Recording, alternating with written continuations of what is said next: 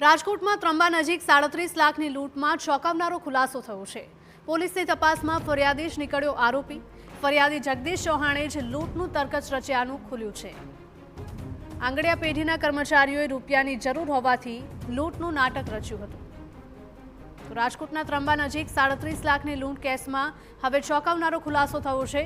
પોલીસની તપાસમાં ફરિયાદી જ આરોપી હોવાનું સામે આવી રહ્યું છે। ફરિયાદી જગદીશ ચૌહાણે જ લૂંટનું તરકટ રચ્યું હોવાનું સામે આવી રહ્યું છે। આંગડિયા પેઢીના કર્મચારીએ રૂપિયાની જરૂર હોવાથી આ લૂંટનું નાટક કર્યું હોવાનું સામે આવ્યું।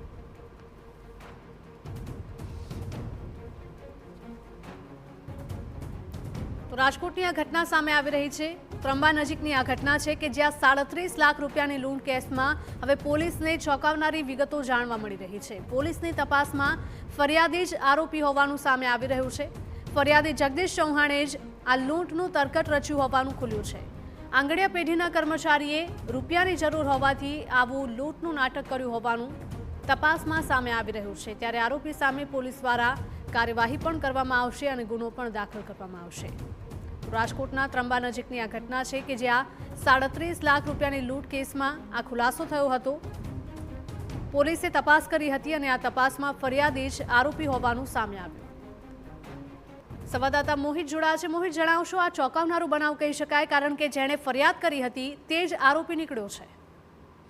ગઈકાલે સાંજનો બનાવ છે કે રાજકોટના ભાવનગર રોડ પર જે ત્રંબાથી રાજકોટ આવવા સમયે જે આંગડિયા પેઢીનો કર્મચારી છે જગદીશ ચૌહાણ, તેમને જે પોલીસને જાણ કરી હતી કે સાથે જે 37 લાખ રૂપિયાની લૂંટ છે તે થઈ છે અને તેમના દ્વારા જે પોલીસને કહેવામાં આવ્યું હતું કે જ્યારે તે ત્રંબાથી નીકળી અને રાજકોટ તરફ આવી રહ્યો હતો તે દરમિયાન જે 4 જેટલા શખ્સો આવ્યા અને તેની પાસે બંદૂક જેવું હથિયાર હતું અને તેમને આતરી અને જે આ લૂંટ કરી અને ફરાર થઈ ગયા હતા।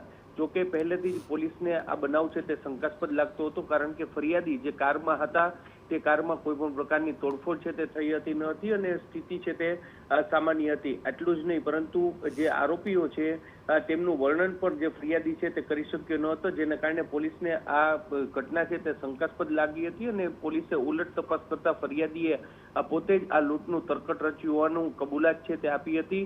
જગદીશ ચૌહાણને રૂપિયાની જરૂરિયાત હોવાના કારણે તેમને જે ગઈકાલે બપોરના 1 વાગ્યે આ લૂંટનું તરકટ છે તે રચ્યું હતું અને ત્યારબાદ 3 વાગ્યે તેમને પોલીસને જાણ કરી હતી, જેના કારણે જ બનાવ છે તે શંકાસ્પદ સામે આવ્યો છે। હાલમાં પોલીસે જગદીશ ચૌહાણ છે તેમની અટકાયત કરી છે અને જે રૂપિયા છે કે જે ક્યાં તેમને છુપાવ્યા છે અને તેની સાથે અન્ય કોઈ મદદગારી માટે હતું કે કેમ તે દિશામાં પણ પોલીસે તપાસ શરૂ કરી છે। જી બિલકુલ, માહિતી બદલ આપનો આભાર।